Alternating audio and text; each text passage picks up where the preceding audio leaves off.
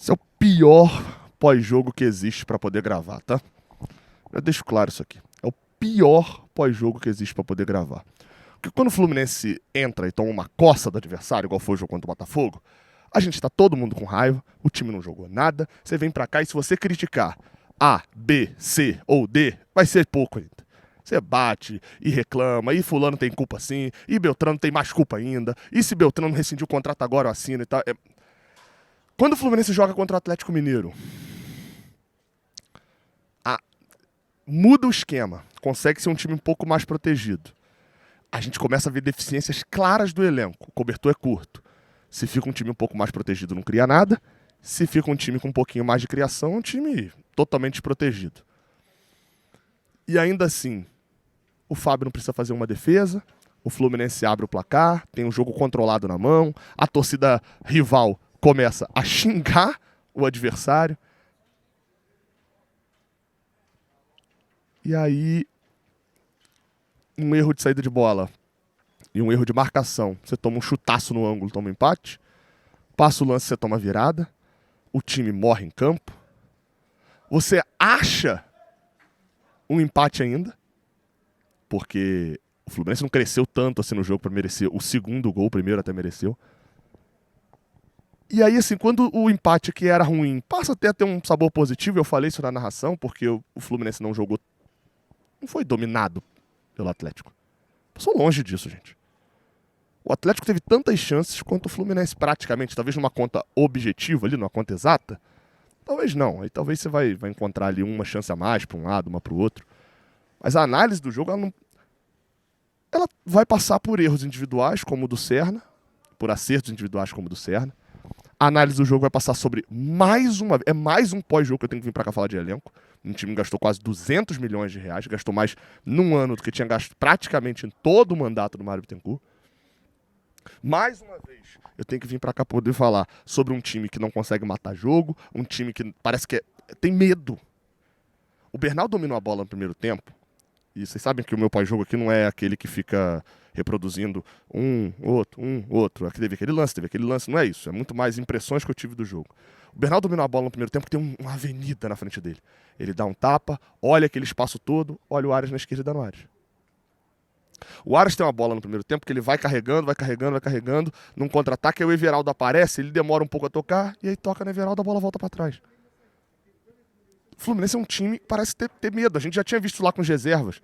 O Isaac e o Lavega, que aí era um pouco mais justificável, cara a cara com o goleiro tocando pro lado. Isso não existe, gente. E hoje a gente viu no titulares também. Aí a gente pode falar do terceiro gol? Sim. Ah, não deu pra mexer no Ignacio, ele ia botar mais um zagueiro. Ia, mas ainda assim o Fluminense não pode tomar um gol no último minuto de cabeça depois de 4 escanteios.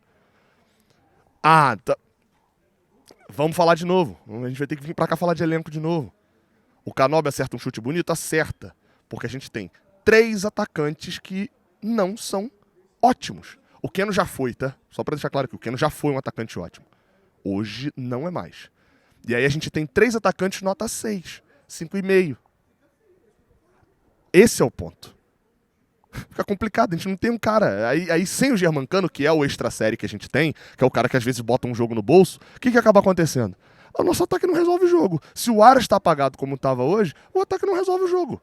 Resolveu no chute do Canóbio. Ah, um lampejo. O Serna conseguiu fazer o gol. Lampejo. Por quê? Porque o Galo morreu no segundo tempo. O Atlético morreu. E deu 3 ou 4 oportunidades pra gente fazer o gol até a gente conseguir. Teve erro de passe com 30 segundos de jogo. Com 5 minutos de jogo, o Atlético não tinha passado do meio de campo ainda. E o Fluminense tem uma dificuldade tremenda. O gol próprio do Canóbio é um gol dado pelo Lianco, se você parar pra analisar.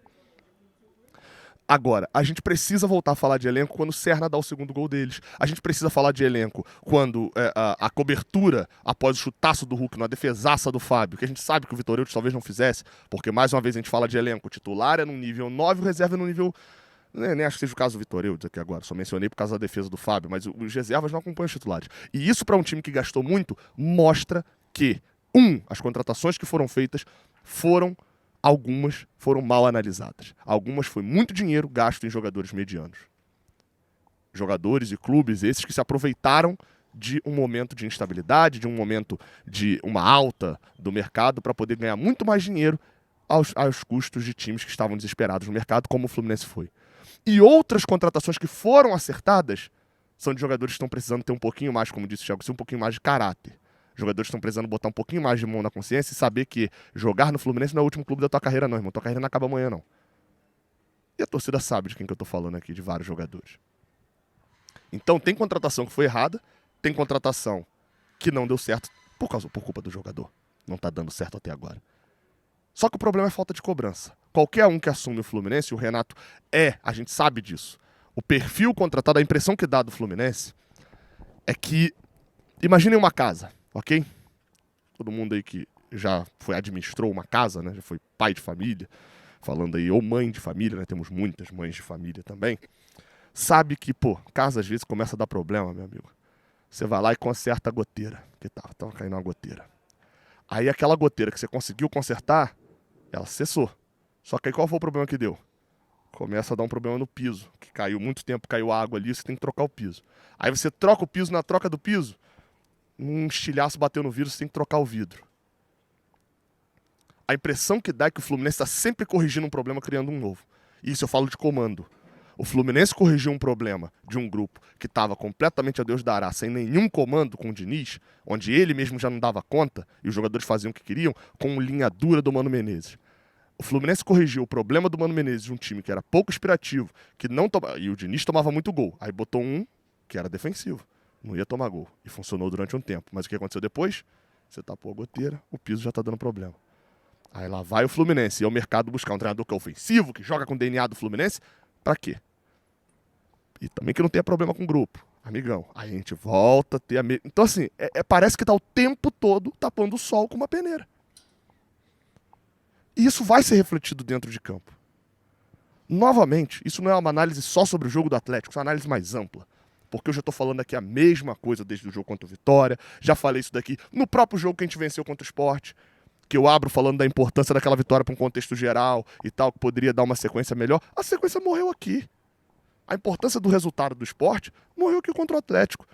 Acabou. Eu gravei um vídeo essa semana falando sobre empolgação da torcida. Como que a torcida vai se empolgar? Foi uma derrota por 3-2 que a gente não pode analisar só dentro de campo. Dentro de campo é a análise que o Renato fez na coletiva. O Fluminense teve chances de ganhar. Talvez até em alguns momentos mereceu ganhar. Dentro de campo foi isso, em alguns momentos. Só que a análise tem que ser um pouco mais ampla. A gente tem que sair do, como gostava de dizer o antigo treinador, hoje treinador do Vasco, do rasinho ali. E analisar um pouco mais profundo. Os problemas do Fluminense são sérios. Ele vai continuar brigando lá em cima. Provavelmente deve terminar a rodada em sexto. Talvez o Ceará passe a gente. Quarta-feira tem União Espanhola no Maracanã. Outro adversário fraquíssimo. O Fluminense precisa dar minimamente uma resposta pro seu torcedor. Tamo junto. Até a próxima. Valeu.